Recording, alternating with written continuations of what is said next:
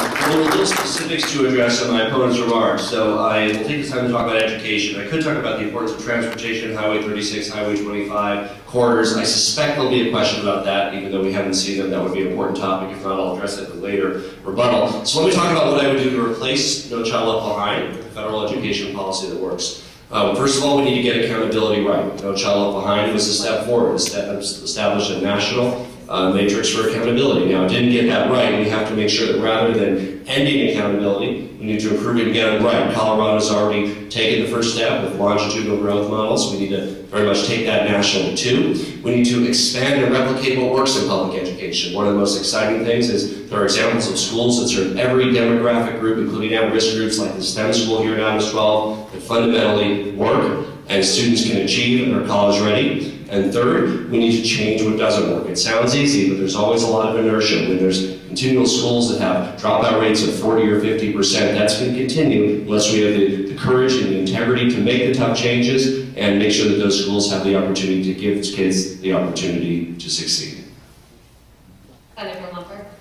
Thank you. Let me just use these few seconds to deal with some of the specifics that I did, in fact, speak on, because the specific point is, who's in charge? Is it the federal government or is it private business? Far too long, Washington has operated with that attitude that we're from the government and we are here to help you and we are here to run the show. We do need specifically a reasonable tax structure, which some of the panelists here have already adequately spoken of, and a regulatory environment that does not reduce the competitive nature of our businesses in this country. We need affordable energy. We need policies that don't continually drive the costs of energy to the breaking point. We need a secure defense. This is an issue we have to pay attention to. In this country, we are living in a perilously dangerous world. And if we don't keep our eye on that ball as well, there will be no competition nor trade internationally.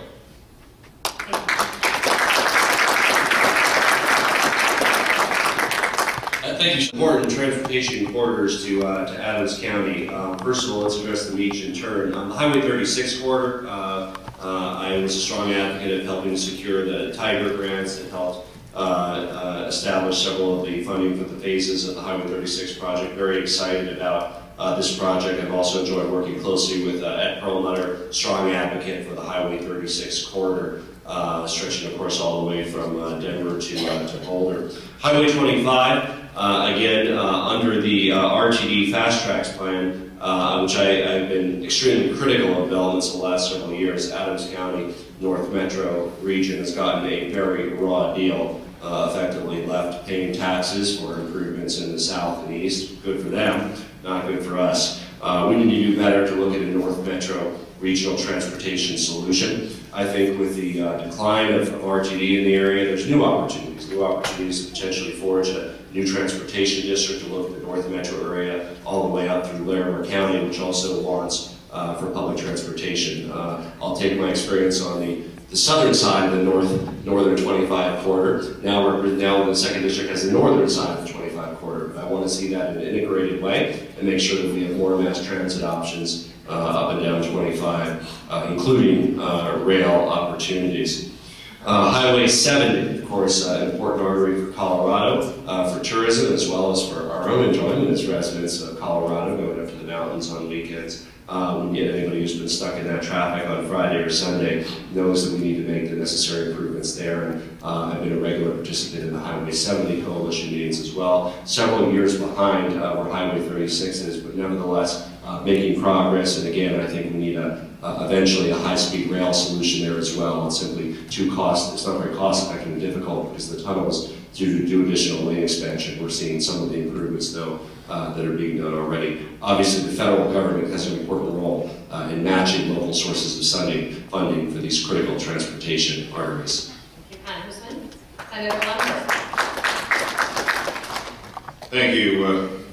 As a state legislator, I'm very much aware of the need we have for good transportation systems. And of course, if we think nationally, we have not just our roads, but we have our rail and we have our air transportation, all of which do interface with the federal government at certain levels. But we've come to assume that the federal government is once again in charge of all of this. When it comes to roads, I'd say we've got it upside down and backwards. The real folks who can understand this are at the state level, and yet what happens? Much of the gas tax dollars are collected and shoveled off to Washington and then parsed around. Controllers, your 1 minute rebuttal, and your opponent talked about the need to keep transportation dollars at the state level. Well, you know, I think I got the sense from my opponent's remarks that there's a very distorted reality. If you talk to anybody who's part of the Highway 36 coalition, there's many members here, Mayor McNally, Dennis McCluskey, and this was a great coalition, including private sector, public sector. The federal government never came in and told us what to build for Highway 36. This was a grassroots effort, as it should be. Same with the Highway 70 coalition. This is as it should be. Should the federal government be a partner and investing in important transportation infrastructures? Absolutely. It's not us versus them. The federal government is simply what we decide to do as a country, together. It should never be this distorted reality that he's against, which we'd all be against, which is somehow the federal government coming in and say, build this highway or do that. This was a very grassroots, bottom-up coalition, and frankly, I think it's insulting to everybody here who spent time on these transportation projects to somehow say that the federal government told us what to do. They simply didn't, nor should they. It's simply a stalking horse for a distorted reality.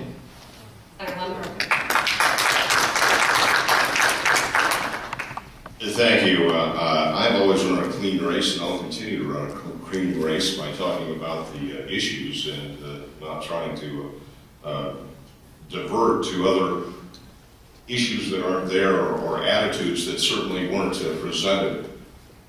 The point is, the federal government does set the rules, and the rules are far too expensive. The federal government collects the dollars and then sends a portion back to the state of Colorado. The federal government has the Davis-Bacon Act that drives the cost of federal transportation projects much higher than they should be.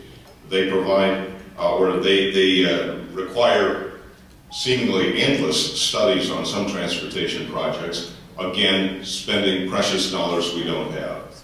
Finally, I'd add this little footnote, and that is if we had federal policies that created less expensive energy, we would have less expensive transportation projects.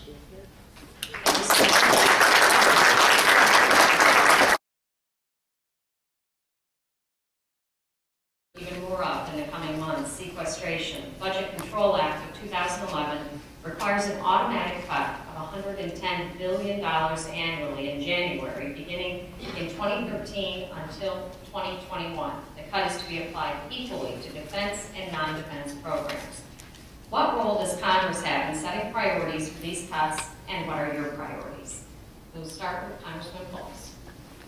Thank you. And I also want to reference, this is a very important topic, how we balance our budget. And again, I agree with my colleague Ed Perlmutter. The answer is not the Paul Ryan budget with deficit spending that only increases the deficit over 10 years and theoretically balances in 40 years. But you have to have a plan that does it in 10 years. Ed Perlmutter and I both support the Simpson-Bowles plan, the only budget that has bipartisan support of all the budgets that were presented to the United States Congress, and the only budget that actually makes progress on balancing our budget and making sure that we don't mortgage our future and leave our kids with the debt. Look, sequestration was a device that Congress set up to force ourselves to do something about balancing the budget, and I fully support having that hanging over our head. And frankly, if Congress can't find a better way to balance the budget, and the Simpson-Bowles plan does that, then we should have sequestration. Now that's a gun to our head, and I think we can do better. Rather than broad across-the-board cuts, we need to look at programs on their merits. Some programs should be cut more than 3%, more than 4%, should be eliminated. Other programs shouldn't be cut at all, maybe should be increased. I think we can hit that aggregate dollar amount of the targeted cuts of the sequestration, but we can allocate them in a more thoughtful way so we make sure we don't undermine the investment in our future, investment in science,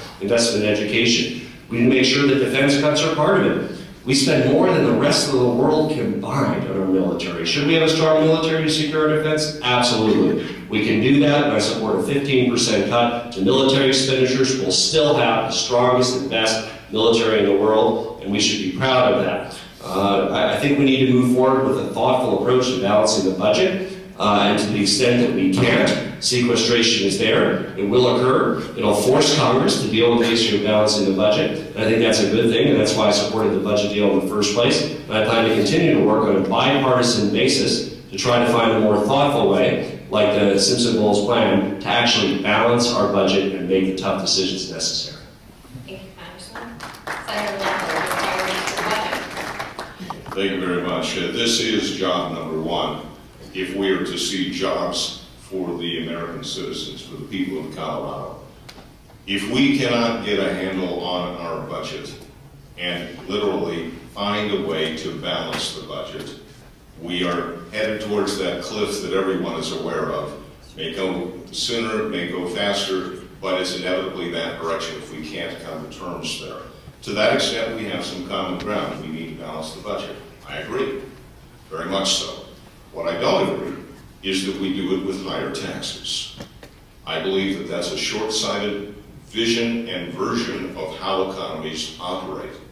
The very first and best way to start balancing the budget is to spark up the economy with sound federal policies that encourage private businesses to get out, to roll up their sleeves and get to work. And I don't see it when we put in place plans that will, as a part of it, raise more taxes. There's been some discussion on the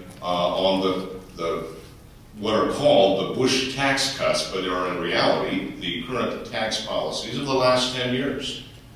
If we take those away, and it's not just the rich that are a beneficiary of that, it's the $500, or I should say $1,000 per child tax credit that goes and sliced to $500.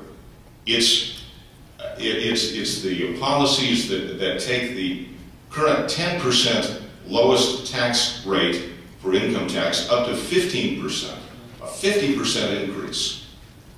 We need to hold the line on taxes, and we need to make the fundamental cuts.